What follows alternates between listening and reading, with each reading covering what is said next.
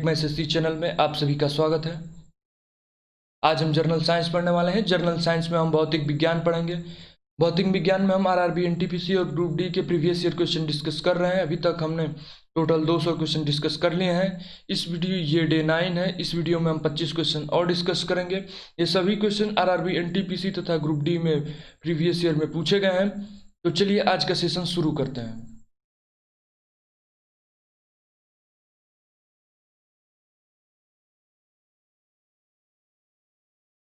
Question number 201, बिजली का सुचालक है ग्रेफाइट। इसका करेक्ट आंसर है ग्रेफाइट। ग्रेफाइट बिजली का सुचालक होता है। क्वेश्चन नंबर 202, पानी के किसी द्रव्यमान को 0 डिग्री से 100 डिग्री तक गर्म करने पर उसके आयतन में पहले घटता है उसका आयतन, उसके बाद वृद्धि होती है। यदि पानी के किसी द्रव्यमान को 0 डिग्री से 100 डिग्री तक गर्म करते हैं तो उसके आयतन पहले घटता है, उसके बाद उसके आयतन में वृद्धि होती है। क्वेश्चन नंबर 203, गामा किरणों से क्या हो सकता है?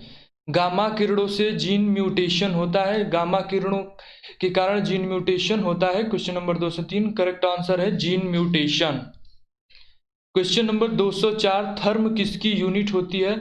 तो जो थर्म होती है वो उष्मा की यूनिट होती है। थर्म से थर्मामीटर का निर्माण हुआ है, जिसे थर्म शब्द से थर्मामीटर का निर्माण हुआ है। तो जो थर्म होती है वो उष्मा की यूनिट होती है। क्वेश्चन नंबर 205, इलेक्ट्रॉन सूक्ष्मदर्शी के माध्यम से क्या देखा जा सकता है? तो इलेक्ट्रॉन सूक्ष्मदर्शी के माध्यम से जीवाणुओं तथा विषाणुओं की संरचना, वायरस की संरचना देखी जाती है।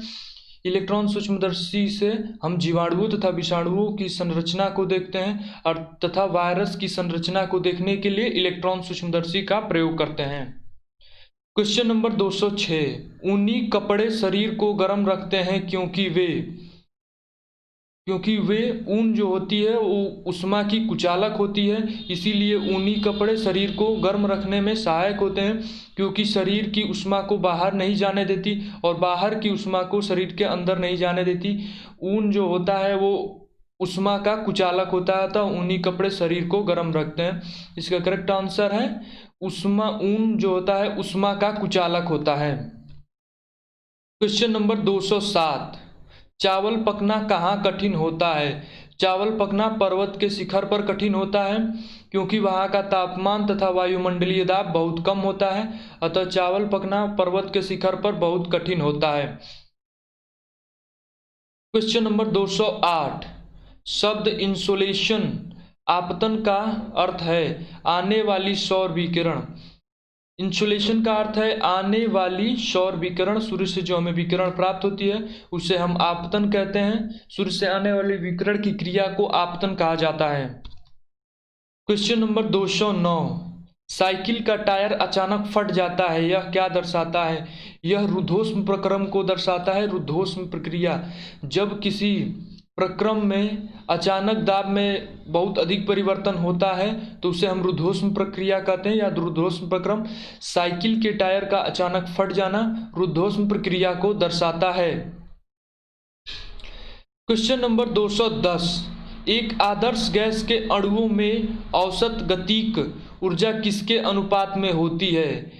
इसका करेक्ट आंसर है गैस के परम ताप। एक आदर्श गैस के अणुओं में औसत गतिक ऊर्जा गैस के परम ताप के बराबर होती है। गैस का मैक्सिमम ताप जितना होता है उसके अणुओं की औसत गतिज ऊर्जा उतनी ही अधिक होती है। क्वेश्चन नंबर 211, मेघाच्छन्न रात की अपेक्षा निर्मल रात अधिक ठंडी होती है, इसका कारण विकिरण होती है।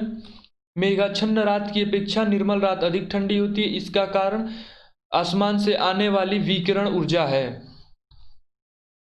क्वेश्चन नंबर 212, सूर्य का ताप पृथ्वी तक किस प्रक्रिया के द्वारा पहुंचता है? सूर्य का ताप पृथ्वी तक विकिरण के माध्यम से पहुंचता है। विकिरण एक स्थान से दूसरे स्थान तक माध्यम को बिना गर्म किए हुए पहुंचती है तथा एक स्थान से दूसरे स्थान तक संचरण बहुत तेजी से होता है। अतः इसका करेक्ट आंसर है विकिरण सूर्य का ताप पृथ्वी तक विकिरण की प्रक्रिया द्वारा पहुंचता है। क्वेश्चन नंबर 213, वायुमंडल में प्रायः गर्मी कहाँ से आती है? वायुमंडल में गर्मी विकिरण के कारण आती है। विकिरण के कारण सूर्य का प्रकाश पृथ्वी तक पहुंचता है तथा वह वायुमंडल के सतहों को गर्म करता है, जिसके कारण वायुमंडल गर्म हो जाता है। अतः इसका करेक्ट आंसर है विकिरण। वायुमंडल में प्रायः गर्मी विकिरण के कारण आती है। क्वेश्चन नंबर 214, तड़ित चालक बनाने के लिए प्रयुक्त धातु है। तड़ित चालक मतलब अधिक सुचालक बनाने के लिए जो धातु प्रयुक्त होती है वो कॉपर प्रयुक्त होती है, क्योंकि कॉपर चांदी के बाद दूसरा सबसे बड़ा सुचालक पदार्थ है। क्वेश्चन नंबर 215, अतिचालक वे तत्व हैं जिनका प्रतिरोध बहुत न्यून होता है तथा न्यून तापमान पर लगभग शून्य हो जाता है। कुछ धातुओं को अतिचालक उनके तापमान को शून्य करके बनाया जा सकता है। अतिचालक वे पदार्थ होते हैं जिनका प्रतिरोध बहुत कम होता है तथा उनका तापमान न्यून करने पर उनका प्रतिरोध लगभग शून्य हो जाता है, अर्थात वे अतिचालकता को प्राप्त हो जाते हैं। क्वेश्चन नंबर 216, तूफान की भविष्यवाणी की जाती है जब वायुमंडल का दाब सहसा कम हो जाता है तो तूफान की भविष्यवाणी की जाती है। वायुमंडल के दाब को सहसा कम हो जाना इस बात का सूचक होता है कि वायुमंडल में तूफान आने की संभावना होती है। क्वेश्चन नंबर 217, शीतकाल में कपड़े हमें गर्म रखते हैं क्योंकि यह शरीर की उष्मा को बाहर जाने से रोकते हैं। क्योंकि शीतकाल में ऊनी कपड़े उष्मा के कुचालक होते हैं तथा उष्मा को शरीर से बाहर जाने से रोकते हैं तथा बाहर की उष्मा को शरीर के अंदर आने से रोकते हैं। अतः शीतकाल में कपड़े हमें गर्म रखते हैं क्योंकि शरीर की उष्मा को बाहर जाने से रोकते हैं। इसका करेक्ट आंसर है शरीर की उष्मा को बाहर जाने से रोकते हैं।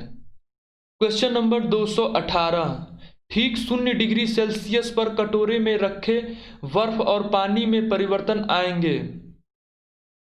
ठीक 0 डिग्री सेल्सियस पर कटोरे में रखे बर्फ और पानी परिवर्तन आएंगे, कोई परिवर्तन नहीं होगा।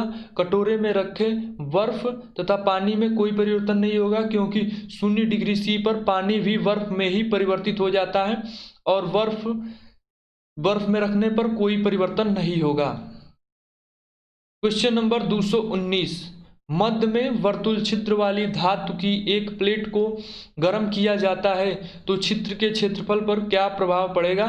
छिद्र का क्षेत्रफल बढ़ेगा क्योंकि हम जानते हैं कि जब हम किसी धातु को गर्म करते हैं तो उसके आयतन में वृद्धि होती है, अतः आयतन में वृद्धि के कारण उस छिद्र के आयतन में भी वृद्धि होगी। अतः इसका करेक्ट आंसर है कि धातु को गर्म करने पर उसके मध्य में किया गया छिद्र बढ़ेगा।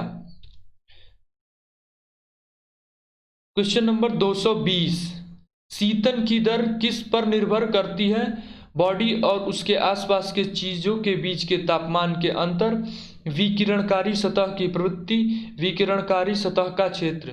जो शीतन की दर होती है उस बॉडी जिस पर हम शीतन का परिवर्तन निर्धारित कर रहे हैं उस बॉडी के आसपास के चीजों के बीच का तापमान का अंतर विकिरणकारी सतह की प्रवृत्ति और विकिरणकारी सतह के क्षेत्र पर निर्भर करती है। क्वेश्चन नंबर 221, अवतल लेंस हमेशा किस प्रकार का प्रतिबिंब बनाते हैं? अवतल लेंस से हमेशा आभासी प्रतिबिंब बनता है तथा उत्तल लेंस से कुछ स्थितियों में आभासी तथा कुछ स्थितियों में वास्तविक प्रतिबिंब बनता है, लेकिन अवतल लेंस में हमेशा आभासी प्रतिबिंब ही बनता है। अतः इसका करेक्ट आंसर है आभासी प्रतिबिंब। अवतल लेंस द्वारा हमेशा आभासी प्रतिबिंब बनाया जाता है। क्वेश्चन नंबर 222, प्रकाश की किरण को पूर्ण आंतरिक परावर्तन के लिए किससे गुजारते हैं? तो प्रकाश की किरण को पूर्ण आंतरिक परावर्तन के लिए कांच से जल में गुजारते हैं। कांच से जल में यदि हम प्रकाश की किरणों को गुजारेंगे तो उसमें की सतह में पूर्ण आंतरिक परावर्तन होगा, क्योंकि जब किरण सघन से विरल माध्यम में जाती है तो अपने मार्ग से विचलित हो जाती है। जैसे ही हम उसका आपतन कोण धीरे धीरे बढ़ाएंगे तो पूर्ण आंतरिक परावर्तन की स्थिति को प्राप्त हो जाएगी।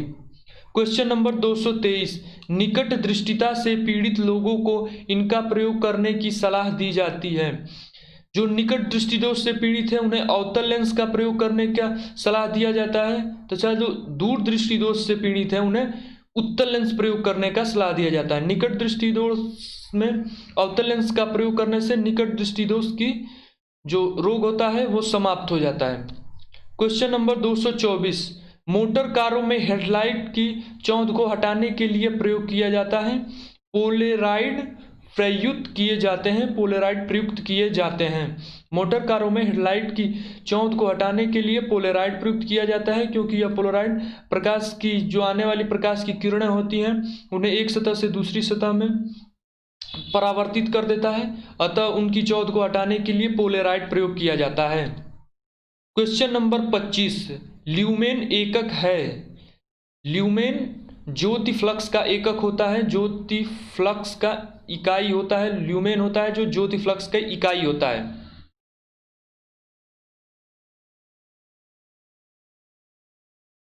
आज का सेशन यहीं पे समाप्त करते हैं। यदि पुरानी वीडियोस आपने नहीं देखी हैं तो हमारे चैनल पर फिजिक्स के प्लेलिस्ट में वो वीडियोस अभी मिल जाएंगी।